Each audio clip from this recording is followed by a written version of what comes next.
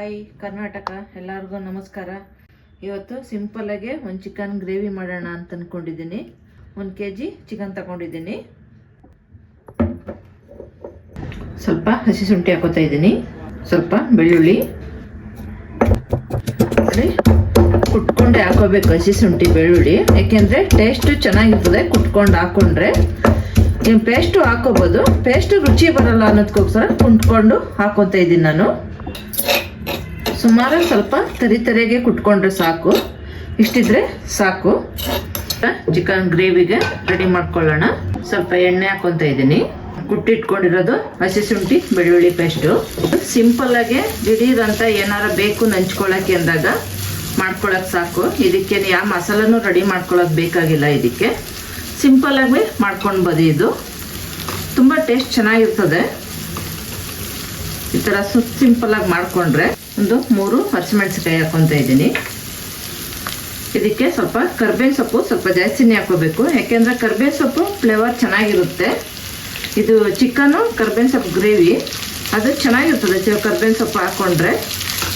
ಇದು ಸ್ವಲ್ಪ ಕರ್ಬೇವಿನ ಸೊಪ್ಪು ಫ್ರೈ ಮಾಡ್ಕೋಬೇಕು. ಕರ್ಬೇವಿನ ಸೊಪ್ಪು ಇದು ಹಂಗೆ ಹಾಕೊಳ್ಳೋದಕ್ಕೂ ಸ್ವಲ್ಪ ಪುಡಿ ಮಾಡಿಕೊಂಡು ಹಾಕೊಬೋದು. ಇದನ್ನು ನಾನು ಹಂಗೆ ಹಾಕ್ಕೊಂಡಿದ್ದೀನಿ. ನಿಮಗೆ ಬೇಕು ಅಂದರೆ ತಿನ್ನೋಕೆ ಅಲ್ಲಿಗೆ ಸಿಗಬೇಕು ನೀಟಾಗಿ ಅಂತಂದರೆ ಸ್ವಲ್ಪ ಪುಡಿ ಮಾಡಿ ಹಾಕ್ಕೊಳ್ಳಿ, ಚೆನ್ನಾಗಿರ್ತದೆ. ನಾನು ಇವಾಗ ಹಂಗೆ ಹಾಕ್ಕೊಂಡಿದ್ದೀನಿ.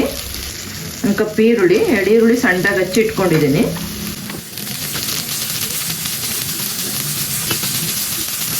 ಇದಕ್ಕೆ ಯಾವುದೇ ಮಸಾಲೆ ಏನು ಜಾಸ್ತಿ ಏನು ಬೇಕಾಗಿಲ್ಲ, ಸಿಂಪಲ್ಲಾಗೆ ಬೇಗ ಮಾಡ್ಕೊಳ್ಳೋ ಅಂಥದ್ದು.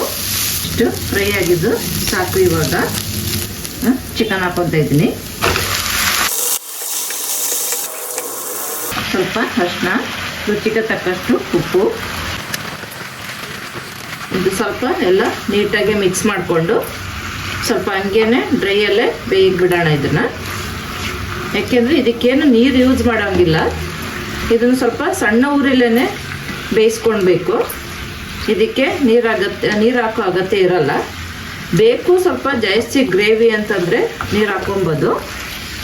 ಸ್ವಲ್ಪ ಸಣ್ಣ ಊರಲ್ಲೇ ಬೇಯಿಸ್ಕೊಳ್ಳೋಣ.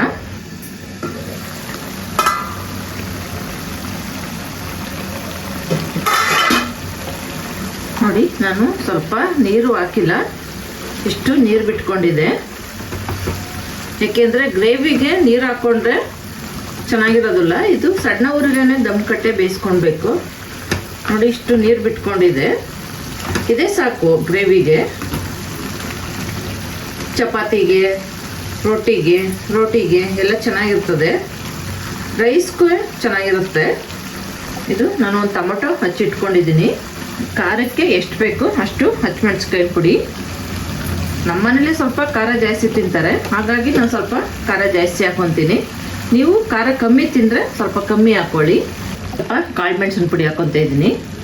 ಒಂಚೂರು ಗರಂ ಮಸಾಲ, ಸ್ವಲ್ಪ ಜೀರಿಗೆ ಪೌಡ್ರು, 1 ಸ್ಪೂನು ಚಿಕನ್ ಮಸಾಲ ಪುಡಿ. ಇದೆಲ್ಲ ನೀಟಾಗಿ ಮಿಕ್ಸ್ ಮಾಡಿಕೊಂಡು ಸ್ವಲ್ಪ ಸಣ್ಣ ಊರಲ್ಲೇ ಬೇಯಿಸ್ಕೊಳ್ಬೇಕು.